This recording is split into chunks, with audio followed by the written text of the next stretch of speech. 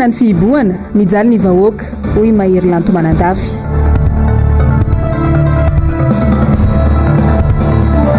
Hôpitaly Aogositra nampiakapeo ireo mpitsabo mandray ny Covid-19.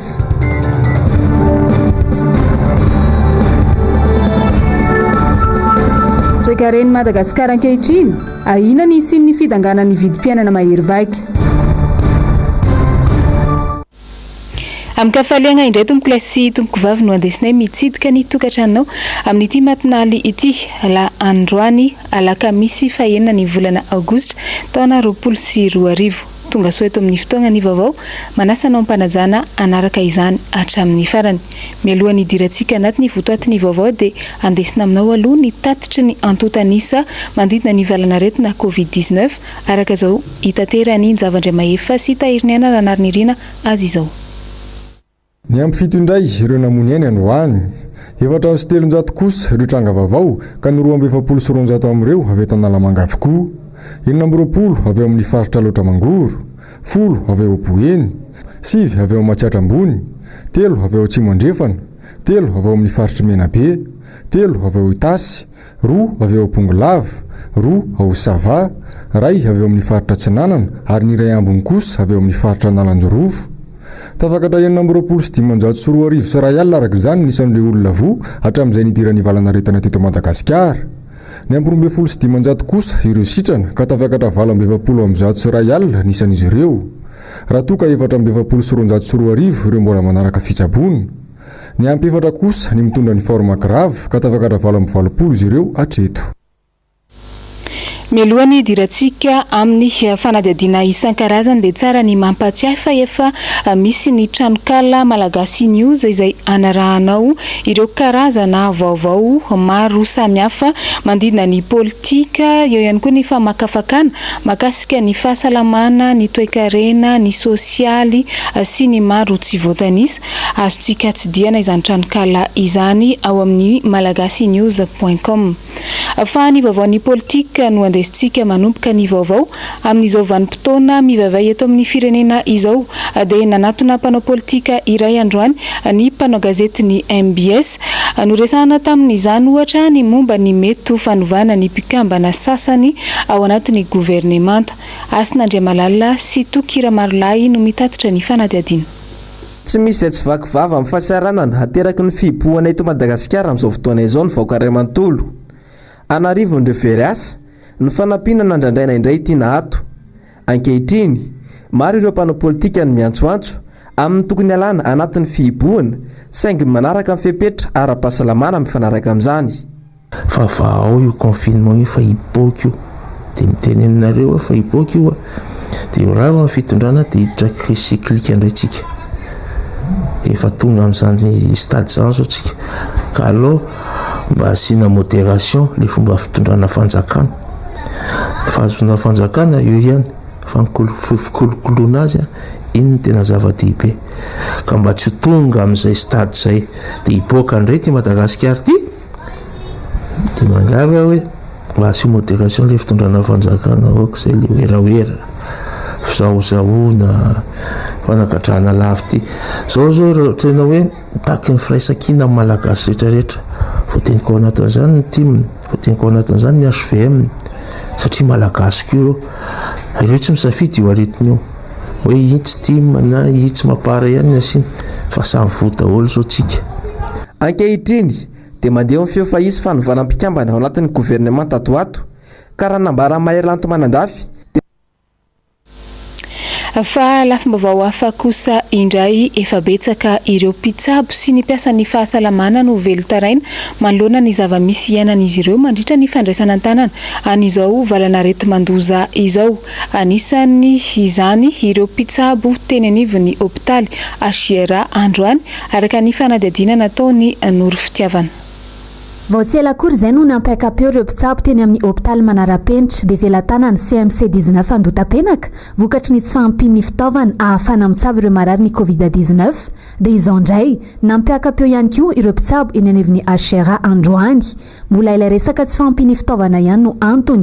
Anisan'ny teboka tena angatan'izy ireo mafy ny resaka fitaovana sy ny indemnité. Misy fotoana zao dozy malady ny oxygène atao aminay anakienina fotsiny le olona nefa ny sepitra mila oxygène daholo zay zao dia efa tsy ampy le fitaovana ianao nefa tsy afaka anao inona ay sara zay ne hita oxygène tsy mitsaha-mitombo ireo mpitsabo ho an'ny coronavirus eto amintsika efa ny ansasaky ny mpitsabo eny anivon'ny HRA amin'ny sampana unité de soins covid-19 izao no fantatry fa mitondra ny tsimokaretina zany tena hoe mifampikasoka direct amin'le marary positif ny akamarony misy ihany suspect fa vitsivitsy ao anatin'ny hoe contamination daholo zay raha tena risque izahay dia rariny kosa zay raha ohatra ka mba hangataka amin'ny alefany amin'ny flou na any amin'ny tompona andraikitra izay momba n'le izy hoe ameo anay ny anjaranay mitohatra ny fanasana ny epi ataon'ireo mpitsabo amin'ity ady amin'ny aretina covid-19 ity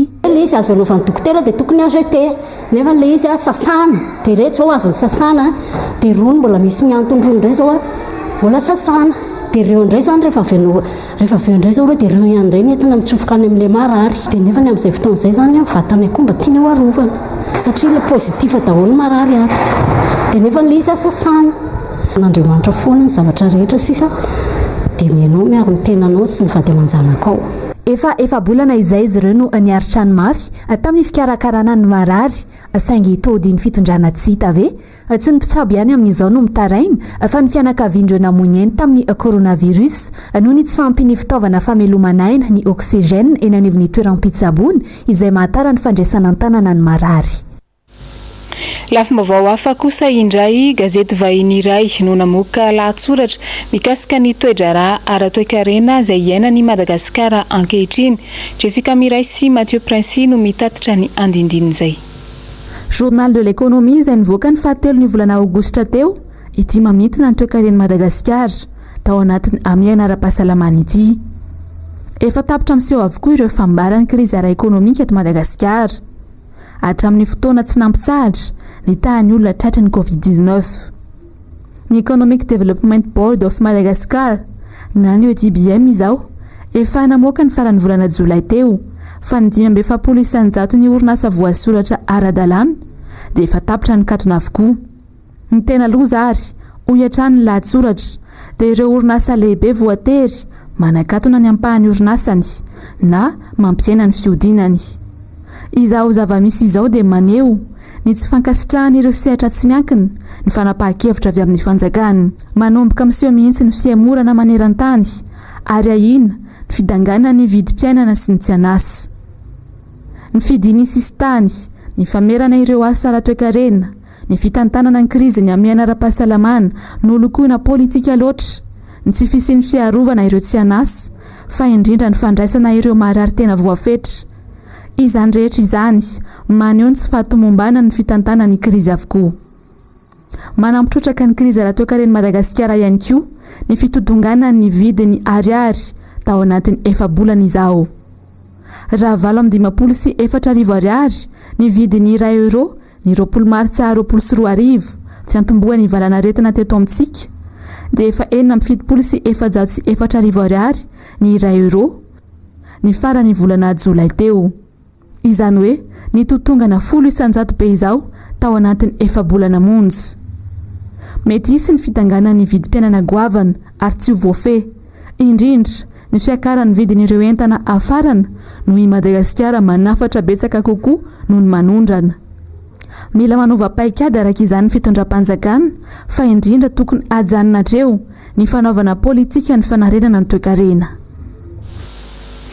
Lafim-baovao hafa tanteraka kosa anisan'ny miasa mafy hatramin'ny nisiny amiana ara-pahasalamana ireo mpanao gazety sy mpiasan'ny haino aman-jery maro samihafa. Androany dia nanihevitra ny filohan'ny ho lavitry ny mpanao gazety eto Madagasikara momba ny zava-misy eto amin'ny firenena sy ny asa fanaovan-gazety. Asin'Andriamalala no mitatitra ny vaovao eo amin'ny sariny Tokira Marolahy.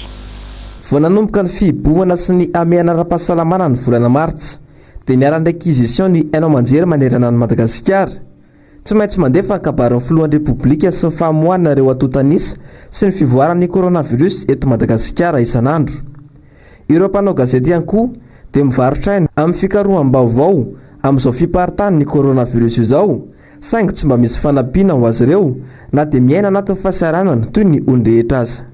atraizan'ny ministera serasera no miamarina mpanao gazety ohatrany fahitako azy ohatrany manentsika foana ny ahafantarana azy zay no hitako fanampiana ho an'ny mpanao gazety sika réquisition verina amin'ilay réquisition ilay dia sika ve dia angataka sy andadilady foana vao mbo misy mijery hoe toy ny fanampiana ho an'ny mpanao gazety eo mbola dia arahan-datsa sy ny sisa rehefa may ambondrina nefa mpanao gazety any nazakazana hoe apio avy zany zavatra rehetrarehetra zany zavatra tsy milamina zany za dia manentana ny orinasa fanaovana gazety tsirairay raha afaka manao renareo tompoko ampino mpanao gazety ahafany manaditeraka araka ny tokony izy ny asa fanampiana amin'ny ara sosialy ny fitondram-panjakana raha mahafantatra ny lanjany zany mpanao gazety zany ny fitondram-panjakana tsy tokony andetsivoziny zany fa tsy miandry takina raha mbola tena ilaina marina ny asa fampalalam-baovao sy ny asa fanaovana gazety eto Madagasikara.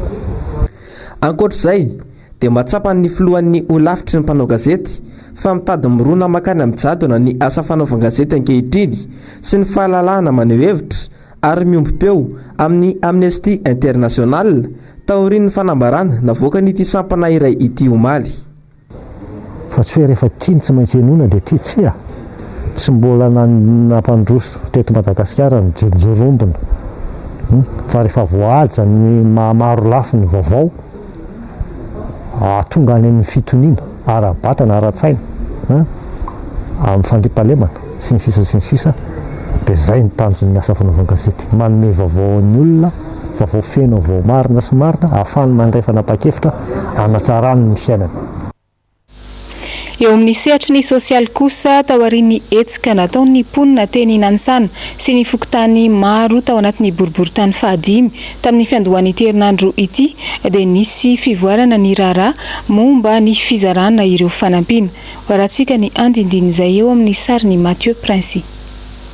Komity pokotany efatra mianadaho Nanisana no nahato tamin'ny asany nanomboka androany ary anaovana fanadihadiana taorian'ny fitarainana nataon'ny mponina mikasika ny fomba fiasan'izy ireo. Nisy ny anaran'olona vitsivitsy moa voatonontonona tamin'izany izay voalaza fa mitaky vola amin'ny olona rehefa mizary ilay tapakila azona fanampiana. Raha ny fanazavana azo efa nisy ny lamina napetraka ny alohan'ny fizarana. Taon'ny 12 alina izay vao nisaraka tao amin'ny fokotany Nanisana nanomboka tamin'ny 4 nanao kase an'ilay tike dia samy paritaka izay tamin'ny 12 hoe tsy maintsy manomboka amin'ny 3 maraina daholo ny komity rehetrarehetra manomboka mandona trano hatrany amin'ny parka raha lazain'ny olona manao latsakalina izay dia ilay olona momba ny lahatra ihany tamin'ny voalohany dia avy eo amin'izay nirohatra amin'izay ilay olona avy any amin'ny 104 avy any amin'ny parka ny Andohanay nirohatra niakatra ilay andihan'olona be da be teo zany ny natonga amin'ny fisavoritana dia nisy ny daroka ny amon'ilay rasta zay nanakenda dia ity kalakely ity konkoa ilay dia nikasy tanana azy zany ilay bandikely. Tao amin'ny faritra faha-efatra ao anatin'ny fokotany Nanisana io fotsiny nambaran'ireo komity pokotany fa tokantrano manodidina ny 4,000 no voasokajy ho marefo ka tokony sitraka ny fanampiana saingy tapakila 70 am'zato ihany no nomena nozarain'izy ireo ny alatsinainy fotalata ka izay no niteraka ny savorovoro. Tsy ampy le tike tsy ampy le vahoaka ka rehefa le aina manjery miteny ny filoha mahazo isa-tokantrano ka raha isa-tokantrano tao amin'ny parka atao ihany dia laminay le tike ny formation azony hoe tsy mahazo nikitika karne amanangona karne fa lasa mampisavorovoro olona satria ianao mbola hijery aloha efa nahazo tsy nahazo fa zahay malala ny asanay malala nahazo an'ilay 500,000 ny zahay. Mamarana ny tapabolana 10 amin'ny fihibohana isika amin'ity herinandro ity miamihiba ny fiainan'ny vahoaka malagasy ary miaratsy hatrany ireo fepetra iainana mandritra izao ame anara-pahasalamana izao. Tsy mety milamina mihitsy ny fitsinjarana ny fanampiana.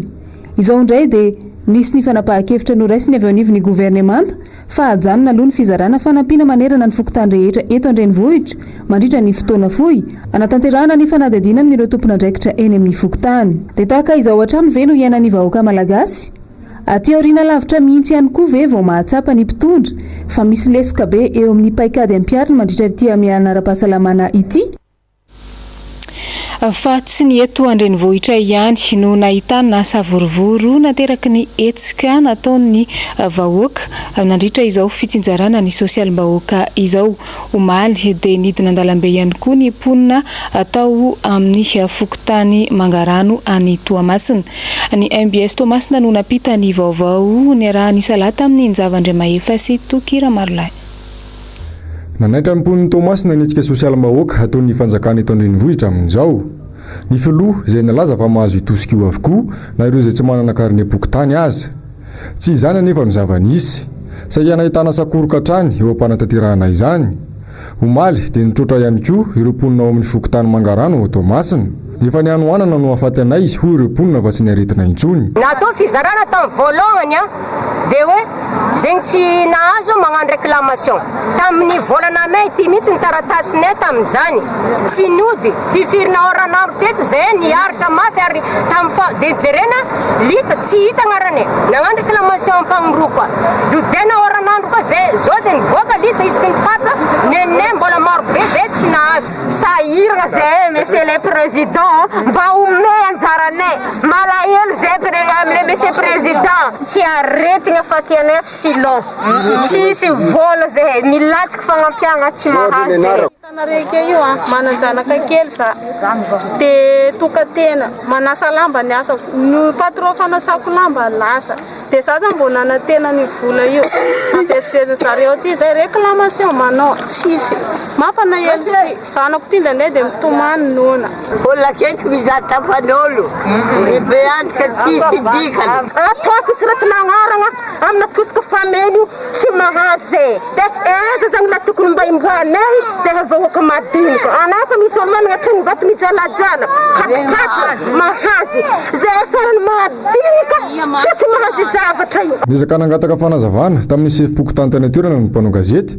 saingy tsy nahazo vaovao. Fa nisy noho ny fahasahiranana tanteraka dia nisy androany ny filaharana an-dalambe teo anoloany masovoan'ny Frantsa nataon'ireo teratany malagasy tafahitsoka ao la Frantsa ao. Njavandriamahefa sy Tahiriny Ana Ranarynirina no mitatitra n'izay vaovao izay. Aleonay mahatantanindrazana, lany vola, lany vatsy, vonjeo izahay. Santionany tarainan'ireo teratany malagasy taraiky any ivelany ireo. Nandritra ny enimbolana izay tsy mitsahatra ny manao antsoavo amin'ny tompon'andraikitra sy ny fanjakana ireo teratany malagasy tavelany ivelany. Maro amin'izy ireo no efa lany viza, lany vatsy, eo ihany koa ireo very asa ka nanotrano hipetrahana aza tsy misy intsony. Ho an'ireo teratany malagasy ao Italia ireto zao dia ny roa Jolay lasa teo no nampanantenaina mba tokony efa tafody an-tanindrazana saingy androany zay président azafady manao zao vidéo zao efa mafy président mahazo anay efa nanao fangatana ombenimbeny zay tamin'ny fanjakana fa tsy misy valiny hatramin'izao dia zao président naheno hoe 2 juillet zay ny ody dia mba fanampana tena zanaka anay zay fa hoe ody jerena nefa avy eo mbola tsisy resaka koa hatramin'izao zay tatsambo aty Italia zay tsisy resaka président hatramin'izao na le zanaka anay aza ndraindray président tena mampalahelo le zaza tena mampalahelo président le zaza marina fitaviavana andananay taty nefa tratran'izao mbola nazao arety mandoza zao président mafy aminay reny le zavatra président mafy aminay reny mba eritrerety zanaka anao zao fa tsy avy resaka aminao noho ny avy amin'izany. Ho an'ireo teratany malagasy tavela ho Komoro reto kosa tahotra sy ahiany no ianan'izy ireo noho ny fiparitahan'ny valanaretana ny an-toerana. Reto zay dia fonjana malagasy ty Komoro zay ty to dia mamangataka fitondra fanjakana mangataka aminao zay matofolo zay dia salama tsara sy marary dia mba mangataka reto zay te ody mafy efa iarahantsika malala naretina coronavirus efa tena mamono olona maty izy tsy malala za moa maneran-tany dia aty aminay toko dia efa mirongatsa tanteraka ty aretina coronavirus ty dia noho izany toko dia matahotra zay amin'io aretina io satria na fianakavianay Madagasikara ara dia matahotra mafy zay ho volana. Tsy ireo ihany anefa fa maro amin'ireo teratany malagasy any ivelany no efa nanao antsoava hatrany ny mba hijerena ny momba azy ireo manokana toy ireo teratany mitsabo tena ny Inde sy ireo namangiavana ka tavelany noho ny Covid-19. Ijanonantsika hatrany izay lafiny sosialy izay raha tapitra voakasiky ny krizy ny Covid-19 avokoa ny sehampiariana rehetra anisan'ny voakasiky izany ihany koa ny fidiram-bola n'ireo mpangataka. Jessica Miray sy Mathieu Prince no nanao ity fanadihadiana iray ity.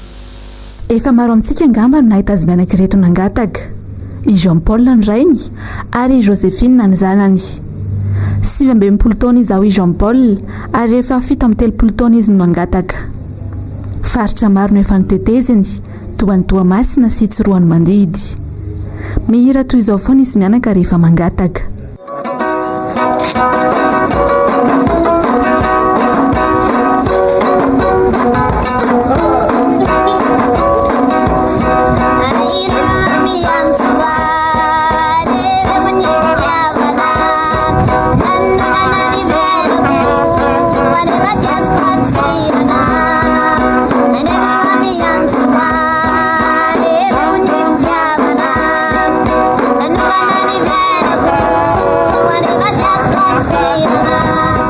efa nanomboka ny fahefa-taona ny Josephine no niara-nangataka tamin'ny Raindy.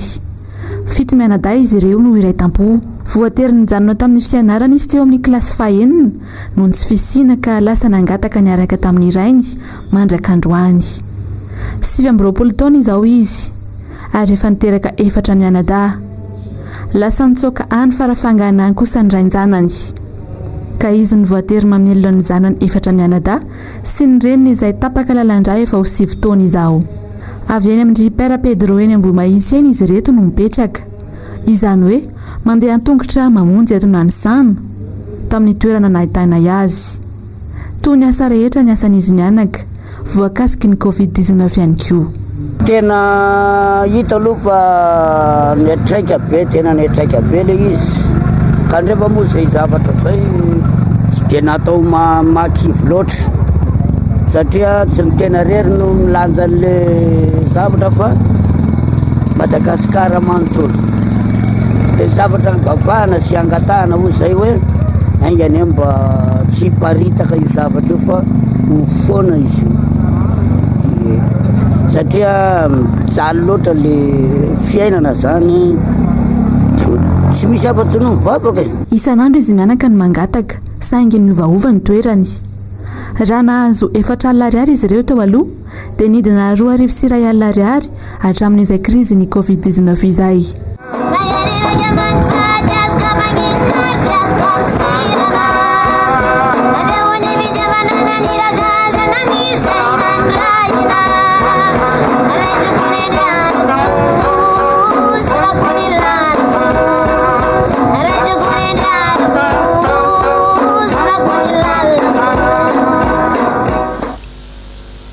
Ho any amin'ny faritra laotrany isika anatin'ity vaovao manaraka ity, mampiaka-peo ihany koa ireo mpivarotra ao amin'ny tsena Hilton Ambatondrazaka ao androany.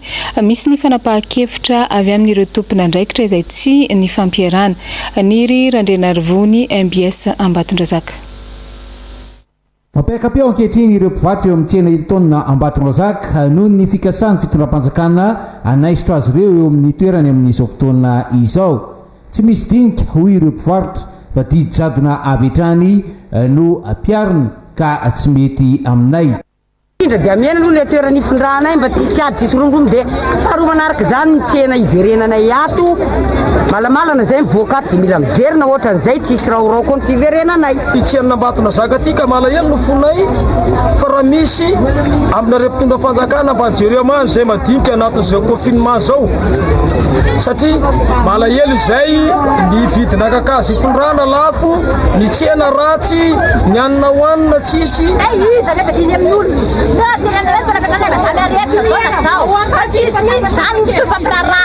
Amle vome halunda eto rehetra tsy mahatonga hoe bahoaka aty fa le teo aviany ny raisiny dia toa dividina fotsiny. Ny hevitray momba le fifindrana aloha izay tia androso fa izao mba misy ilainay fandaminana indrindra izao anatin'ny aretina izao tokony mba misy fifanajana fa tsy hoe teny midina dia tonga dia tapahana fotsiny hoe hialy izay.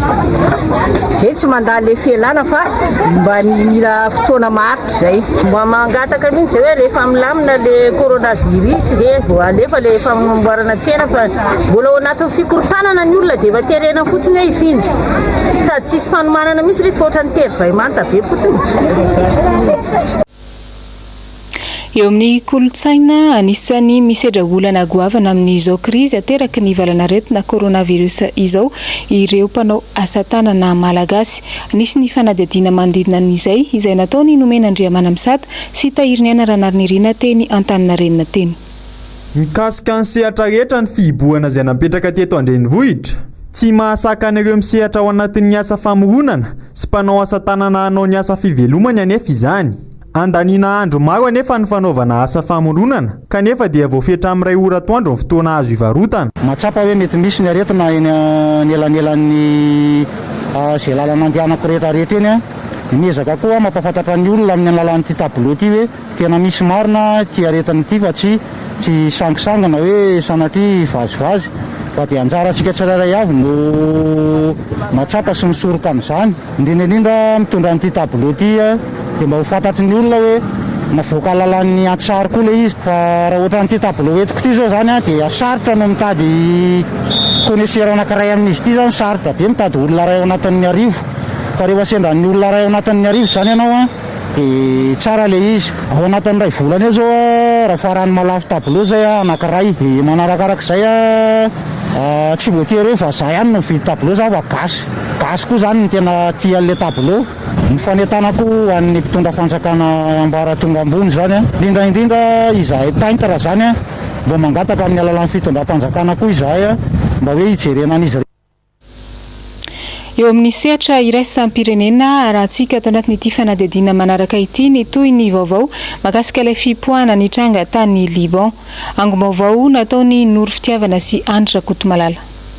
Taoriny fipoahana matsiravina ny tranga tao Beirut tany Liban nahitana teratany malagasy naratra vokatry ity loza matsiravina ity. Araka ny fantatra, vehivavy teratany malagasy misaroa no naratra ny pitian-javatra nandritra ny fipoahana indrony sesy. Araka ny hita tao amin'ny tambazotra an-tserasera Facebook, hatreto mbola mandeha ny fitadiavana ireo olona maro. Mitohatra ny fanadihadiana ataon'ny consul any Liban. Amin'izao, efa tafakatra 730 ireo namoinainy raha toa ka 100 omaly. Telo etsy kosa ireo tsy manan-kialofana ary mahery ny 400 ireo naratra mafy. Araka ny antotanisa avy amin'ny AFP. Raha tsy ahivana, ny talata 3 Aogositra no nitranga ny loza tao amin'ny seranatsambo tao Antoerana. Voalaza fa vokatry ny fipoahana hitrate d'ammonium milanja 574 taona izay fanamboarana zezika sy fitaovam-piadiana no anisan'ny antony-goavana na tonga ity fipoahana ity. Latsaka Katerina tanteraka ny ponina any Liban no inivona izay nitranga tamin'ny talata lasa teo iny. Malona izay indrindra dia betsaka ireo nanolotra fanampiana ho an'ireo ponina any Antoerana. Rina Faniriso kosa no nanangona n'izay vaovao izay niaraka tamin'ny tahiriny anaranariny ireny. La tour Eiffel éteinte en hommage aux victimes de l'explosion qui a ravagé Beyrouth. Nolevona niatra tao amin'ny renivohitra Beyrouth ny talata 4 Aogositra 2024 lasa teo. Maro ny firenena no nanomana fanampiana ho an'ny ponina any Antoerana toa ny Canada, États-Unis, Brésil, Frantsa. Ankoatr'izay ihany koa, maro ny mpamatsy vola nitsangana vetivety taorian'io loza io hatrany amin'ny tambazotra an-tserasera izany. Isan'izany no teo anivon'ny Libnet, ONG miorina ao Silicon Valley, ao Californie, izay mikasa ny anangana fanampiana ara-bola vonjy-maika ho an'ireo niarambony. Eo ihany koa ny diaspora libanais, izay nanangona fanampiana ho fanohanana an'ireo ponina taorian'ity von'ity, ho marika ny fiaraha-mizaka ilay loza niatra. Ny fikambanana Sial na ny Lef Libanon ihany koa dia namorona tarika fanampiana vonjy-maika 2024 mba hanangonana vola ho zaraina amin'ireo niarambona. Araka ny fantatra, any amin'ireo fikambanana azo antoka any Antoerana no ametrahany izany. Tsy mbola fantatra hatreto ny antontanisa ofisialin'ireo namoinainy sy naratra ary ireo tsy hita popoka. 730 aloha izao ireo namoinainy ary 5,000 ireo naratra raha ny antontanisa androany. Inany koa no nandesika namarana ny vaovao tamin'ity niany ity mankasitraka anao nanaraka izany hatramin'ny farany mametraka ny veloma samy tsara ho amintsika jiaby indray ny tenako ho amin'ny manaraka indray.